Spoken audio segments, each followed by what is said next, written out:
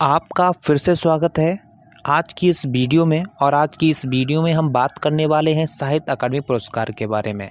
तो नमस्कार दोस्तों, तैयारी पॉइंट चैनल आपका स्वागत करता है आज की इस वीडियो में। और आज की इस वीडियो में हम बात करेंगे साहित्य अकादमी पुरस्कार के बारे में।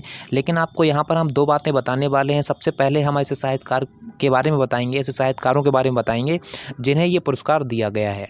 जब हम ये सारे साहित्यकार के बारे में बता लेंगे, उसके वीडियो के सबसे लास्ट में आपको ये बताएंगे कि जब आपको साहित्य अकादमी पुरस्कार दिया जाता है तो उस टाइम मतलब साहित्य अकादमी पुरस्कार के रूप में आपको क्या दिया जाता है। ठीक है ना, ये दो बातें बताने वाले हैं बहुत कम टाइम में। बस आप वीडियो को लगातार देखते रहिए। चलिए स्टार्ट करते हैं। सबसे पहले हम आपको ये बताएंगे कि साहित्यकार का नाम, ऐसे कौन से साहित्यकार हैं जिनको ये पुरस्कार दिया गया है। साथ में ये बताएंगे उनकी ऐसी कौन सी रचना थी जिसके लिए उन्हें ये पुरस्कार दिया गया था। और साथ में आपको ये भी बताने वाले हैं कि किस वर्ष में इन्हें ये पुरस्कार दिया गया है। चलिए सबसे पहले देखते हैं, सबसे पहले साहित्यकार का नाम क्या है। सबसे पहले साहित्यकार हमारे हैं माखनलाल चतुर्वेदी जी, जिनकी एक रचना है, उनकी रचना का नाम है हिमतरंगिणी। और इसी रचना के लिए इन्हें वर्ष 1955 में ये पुरस्कार दिया गया था। चलिए इसी प्रकार अगले साहित्यकार का नाम है आचार्य नरेंद्र देव।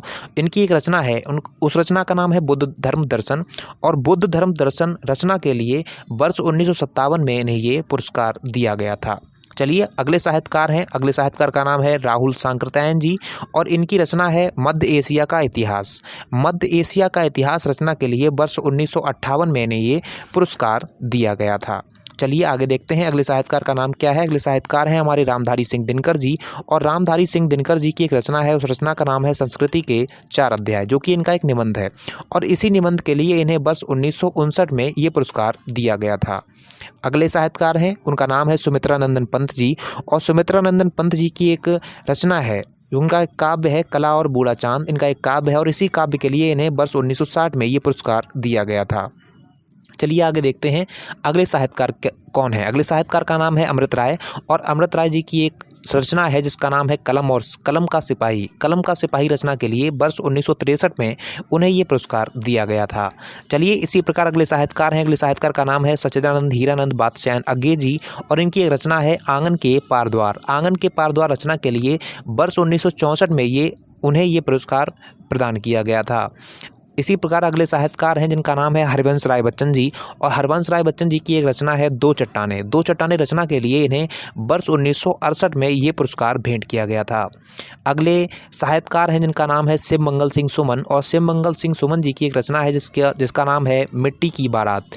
मिट्टी की बारात रचना के लिए वर्ष 1974 में इन्हें ये पुरस्कार प्रदान किया गया था। इसी प्रकार अगले हमारे जो साहित्यकार हैं उनका नाम है कृष्णा सोबती। और कृष्णा सोबती जी की एक रचना है जिसका नाम है जिंदगी नामा। और जिंदगी नामा रचना के लिए वर्ष 1980 में उन्हें ये पुरस्कार भेंट किया गया था। चलिए आगे देखते हैं अगले जो हमारे साहित्यकार हैं उनका नाम क्या है। उनका नाम है लीलाधर जुगड़ी, या फिर हम कह सकते हैं जगूड़ी। ठीक है ना। इनकी एक रचना है अनुभव के आकाश में चांद। इस रचना के लिए उन्हें वर्ष 1997 में ये पुरस्कार दिया गया था। इसी प्रकार अगले साहित्यकार हैं, अगले साहित्यकार का नाम है काशीनाथ सिंह। और काशीनाथ सिंह जी की एक रचना है जिसका नाम है रेहन पर रघु, जो कि इनका एक उपन्यास है। और इसी उपन्यास के लिए इन्हें वर्ष 2011 में ये पुरस्कार प्रदान किया गया था। चलिए आगे देखते हैं अगले साहित्यकार का नाम है रमेश चंद्र शाह जी।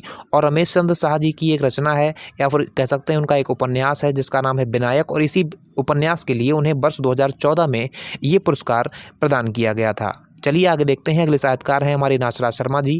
नासरा शर्मा जी की एक उपन्यास है पारिजात। और इसी उपन्यास के लिए उन्हें 2016 में ये पुरस्कार प्रदान किया गया है। अगले साहित्यकार हैं रमेश कुंतल जी। रमेश कुंतल जी की एक रचना है जिसका नाम है विश्व मिथक सरित सागर। और इन्हें इस रचना के लिए वर्ष 2017 में ये पुरस्कार प्रदान किया गया है। अगले साहित्यकार हैं हमारे चित्रा मुग्दल जी। चित्रा मुग्दल जी की एक रचना है पोस्ट बॉक्स नंबर 203 सुपारा, इनका ये उपन्यास है। और इसी उपन्यास के लिए इन्हें वर्ष 2018 में ये पुरस्कार भेंट किया गया है या फिर प्रदान किया गया है। अगले और अंतिम हमारे साहित्यकार हैं जिनका नाम है नंद किशोर आचार्य जी। नंद किशोर आचार्य जी की एक कविता है, एक रचना है जिसका नाम है छीलते हुए अपने को। इनकी एक कविता है और इसी कविता के लिए इन्हें वर्ष 2019 में ये साहित्य अकादमी पुरस्कार प्रदान किया गया है। इतनी तो हमने यहाँ पर बात कर ली सारे साहित्यकारों के बारे में, साथ में उनकी रचना के बारे में, जिसके लिए उन्हें ये साहित्य अकादमी पुरस्कार प्रदान किया गया है।